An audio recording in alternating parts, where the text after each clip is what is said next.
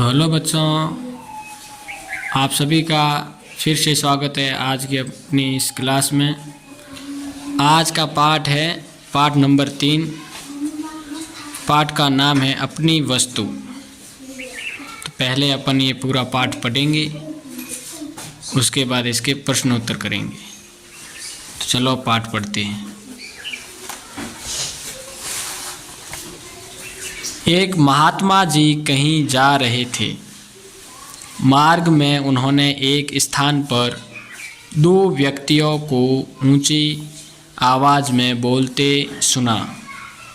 दोनों ही हाथों में लठ लिए एक दूसरे के प्राण लेने को उद्यत दिखाई देते थे। एक कहता था कि यह भूमि मेरी है और मैं इसका स्वामी हूँ, जबकि दूसरा उस भूमि को अपनी बतला रहा था। उस भूमि पर अपना अपना स्वामित्व जताने के लिए दोनों ही क्रोध से लाल पीले हो रहे थे, अपने अपने पक्ष में दलीलें दे रहे थे। संत महात्मा तो स्वभाव से ही दयालु एवं परोपकारी होते हैं, सदैव सबका भला ही चाहते हैं। उन्होंने मन ही मन विचार किया कि ये दोनों लड़ाई झगड़ा करके व्यर्थ ही अपने प्राण गंवाने पर तुले हुए हैं। अतएव इन्हें समझा बुझाकर शांत करने और इनका आपस में समझौता कराने का प्रयास करना चाहिए। यह सोचकर वे उनके निकट गए और उन्हें संबोधित करते हुए बोले, हे भद्र पुरुषों, तुम लोग कौन हो और आपस में झगड़ा क्यों कर रहे हो? महात्मा जी को देखकर उनमें से एक व्यक्ति बोला, महात्मन, हम दोनों भाई हैं। हमारे पिता ने मरते समय अपनी संपत्ति का जो बंटवारा किया था, उसके अनुसार इस भूमि का मालिक मैं हूँ। फिर भी यह व्यर्थ ही झगड़ा कर रहा है। दूसरा व्यक्ति तत्काल चिल्ला उठा, महाराज, यह बिल्कुल झूठ बोल रहा है। यह भूमि इसके भाग में नहीं बल्कि मेरे भाग में आती है, इसलिए इसका असली मालिक मैं हूँ। यह झूठ मूठ ही इसे अपनी बतलाकर और मुझे डरा धमकाकर इसे हड़पना चाहता है।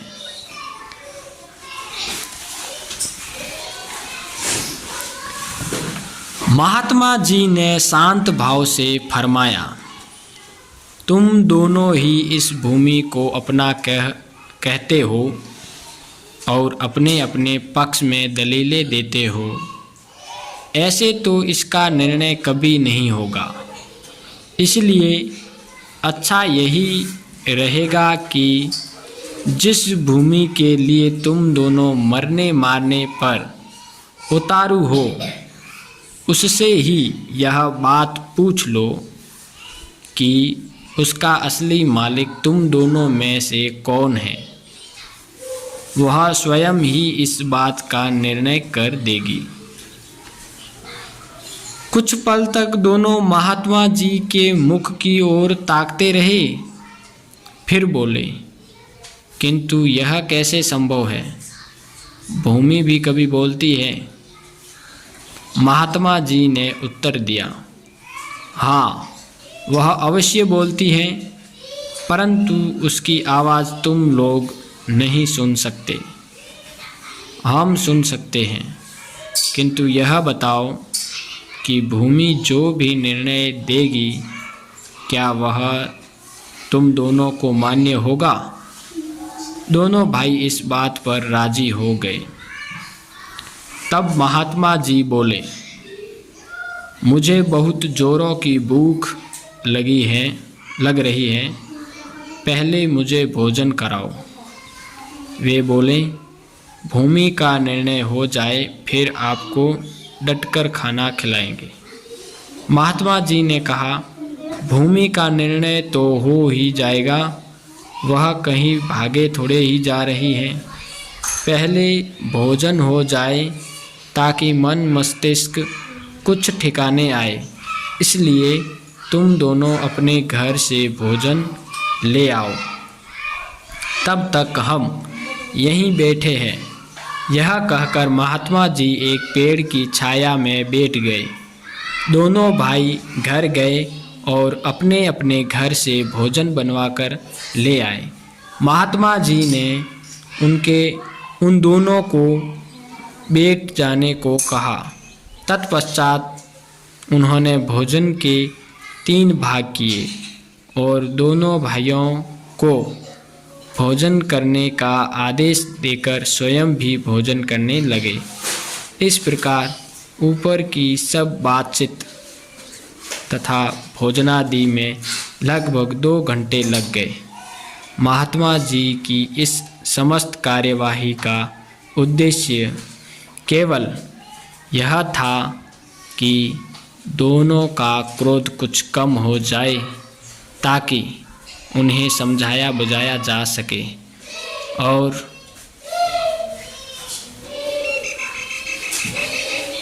हुआ भी यही। वे दोनों जब भोजन से निवृत्त हुए तो काफ़ी शांत थे। उन्होंने महात्मा जी के चरणों में विनय की, महाराज, यह भूमि तो कुछ बोलेगी नहीं, इसलिए आप ही हमारा निर्णय कर दीजिए।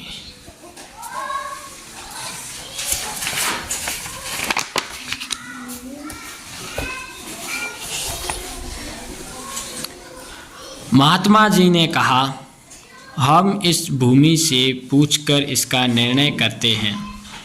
यह कहकर उन्होंने अपना कान भूमि के साथ लगाया, मानो कुछ सुनने का प्रयास कर रहे हो। कुछ देर तक तो वे भूमि के साथ कान लगाए रहे, फिर सीधे बैठ गए और गंभीर वाणी में बोले, यह भूमि तो कुछ और ही कह रही है। दोनों भाई बोले, महाराज, भूमि क्या कह रही है? महात्मा जी ने कहा, यह भूमि कहती है कि ये दोनों व्यर्थ ही मेरे ऊपर अधिकार जमाने के लिए झगड़ा कर रहे हैं, क्योंकि मैं इन दोनों में से किसी की भी नहीं हूँ। हाँ, ये दोनों अवश्य मेरे हैं। मैंने इनकी कई पीढ़ियों को पाला है और जाते हुए भी देखा है। महात्मा जी की बात सुनकर दोनों भाई बड़े लज्जित हुए और महात्मा जी के चरणों में गिर पड़े। महात्मा जी ने लोहा गर्म देखकर चोट की और उन्हें समझाते हुए कहा, तनिक विचार करो कि जिस भूमि के लिए तुम लोग आपस में झगड़ा कर रहे हो, क्या वह आज तक किसी की बनी है जो तुम लोगों की बन जाएगी? मनुष्य मेरी मेरी कहकर व्यर्थ यत्न करता है। यह नहीं सोचता कि इनमें से कुछ भी मनुष्य का अपना नहीं है। बड़े बड़े छत्रपति राजा भी इन्हें अपना अपना कहकर चले गए, परंतु साथ क्या ले गए? कुछ भी नहीं। वे जैसे खाली हाथ संसार में आए थे, वैसे ही खाली हाथ इस संसार से चले गए। तुम लोग भूमि के इस छोटे से टुकड़े के लिए झगड़ा करके अपने अनमोल जीवन को नष्ट करने पर क्यों तुले हुए हो? यह भूमि न तुम्हारी है और न ही तुम्हारी बनेगी। भूमि की क्या, संसार के जितने भी पदार्थ हैं, धन संपत्ति हैं, मकान आदि हैं, इनमें से कुछ भी तुम्हारा नहीं है। तुम्हारी अपनी वस्तु तो केवल भजन भक्ति और तुम्हारे अच्छे कर्म हैं, जो लोक परलोक के संगी साथी हैं। शेष सब कुछ तो यही रह जाता है। अतएव आपस में लड़ने झगड़ने और मनुष्य जन्म के मूल्यवान समय को व्यर्थ नष्ट करने की अपेक्षा जीवन को अच्छे कर्मों और नाम सुमरन में लगाओ, ताकि तुम्हारा लोक परलोक संवर जाए। दोनों महात्मा जी के चरणों में गिरकर अपनी भूल के लिए क्षमा मांगी। उस दिन से सबके साथ प्रेम का व्यवहार करते हुए अपने समय को भजन भक्ति में लगाते हुए अपना जन्म सफल करने लगे। तो बच्चों, पाठ आपको समझ में आ गया होगा। अब पढ़ते हैं पाठ के शब्दार्थ। उद्यत का मतलब है तैयार। स्वामित्व का मतलब है अधिकार या मालिकाना हक। संपत्ति का मतलब है धन या दौलत। हड़पना का मतलब है गायब कर जाना या अनुचित ढंग से ले लेना। मूल्यवान का मतलब है कीमती। संसार का मतलब है दुनिया। तनिक का मतलब है थोड़ा। इस प्रकार उच्चारण के लिए है जो आपको भी मेरे साथ उच्चारण करना है, बोलना है। बोलो तत्काल, तत्काल, तत्काल, बिल्कुल, बिल्कुल, बिल्कुल, बिल्कुल, उद्यत, उद्यत, उद्यत, उद्यत, दलीले, दलीले, दलीले, तत्पश्चात, तत्पश्चात, तत्पश्चात, तत्पश्चात, बंटवारा, बंटवारा, बंटवारा। इस प्रकार आगे है प्रश्नोत्तर। लड़ाई झगड़ा कौन कर रहे थे? बताओ, लड़ाई झगड़ा कौन कर रहे थे? दो भाई, दो आदमी क्या कर रहे थे? लड़ाई झगड़ा कर रहे थे। वो दोनों आदमी भाई थे। दोनों भाई किसके लिए झगड़ा कर रहे थे? जमीन के लिए। किसके लिए झगड़ा कर रहे थे? जमीन के लिए। दोनों भाइयों को किसने समझाया? दोनों भाइयों को महात्मा जी ने समझाया। किसने समझाया? महात्मा जी ने। अगला प्रश्न है, सही उत्तर का क्रमाक्षर कोष्टक में लिखें। दोनों भाई क्या कर रहे थे? लड़ाई झगड़ा कर रहे थे। क्या कर रहे थे? तो ब, इसका उत्तर क्या है? ब। महात्मा जी के लिए दोनों भाई क्या लाए? भोजन लाए। क्या लाए? भोजन। तो यहाँ लिखना है भोजन स में है तो स, यहाँ ब।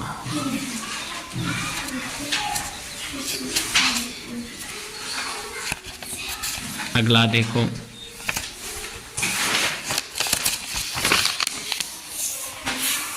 अगला प्रश्न है, महात्मा जी ने झगड़ा रोकने के लिए दोनों भाइयों को क्या राय दी?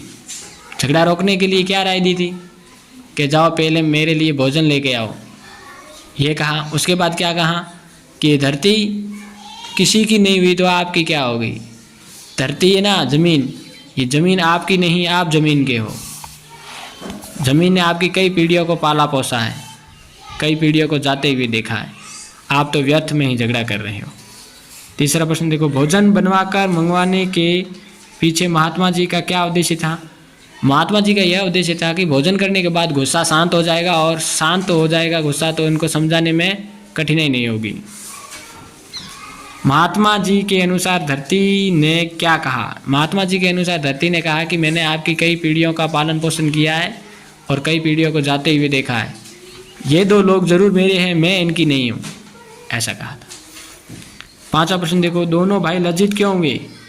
महात्मा जी की जो बात सुनकर लज्जित हो गए थे कि धरती ने ऐसा कहा कि मैंने आपकी कई पीढ़ियों का पालन पोषण किया है और कई पीढ़ियों को जाते हुए देखा है, और ये दोनों मेरे हैं और मैं इनकी नहीं हूँ, ऐसा कहा ना, तब भी दोनों भाई लज्जित हो गए। महात्मा जी ने दोनों भाइयों को क्या समझाया? महात्मा जी को समझाया ये धन दौलत जमीन जायदाद सब मोह माया है, व्यर्थ है, ये कभी किसी के नहीं होते। ठीक है ना। भाषा की बात में देखो, पाठ में उद्धृत मुहावरा लाल पीला होना का मतलब है गुस्सा होना। इसका अर्थ है अत्यधिक क्रोधित होना। लाल पीला का होना का मतलब क्या है? अत्यधिक क्रोध होना। वाक्य में प्रयोग है, दोनों भाई धरती के स्वामित्व के लिए लाल पीले हो रहे थे।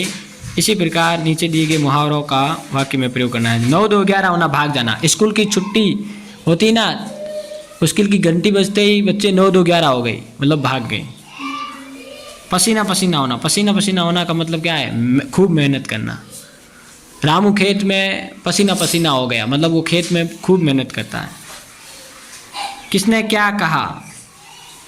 भाई ने भाई से। भाई ने भाई से क्या कहा? भाई ने भाई से क्या कहा? ये ज़मीन मेरी है, एक कहता है, एक कहता है मेरी है। महात्मा ने भाइयों से क्या कहा? कि शांत हो जाओ, झगड़ा मत करो। भूमि ने महात्मा से क्या कहा? भूमि ने महात्मा से क्या कहा था? कि मैंने इनकी कई पीढ़ियों का पालन पोषण किया है और इनकी कई पीढ़ियों को जाते हुए देखा है, ये मेरे है, मैं इनकी नहीं हूँ, ऐसा कहा था जमीन ने कहा था। आप भी इसी प्रकार के प्रेरक प्रसंगों का संकलन कर अपने विद्यालय की बाल सभा और प्रार्थना सभा में सुनाएं। ठीक है ना। इस प्रकार ये पाठ अपना पूरा हो जाता है। तो मिलते हैं कल अगले नए पाठ के साथ। Tata, bye bye.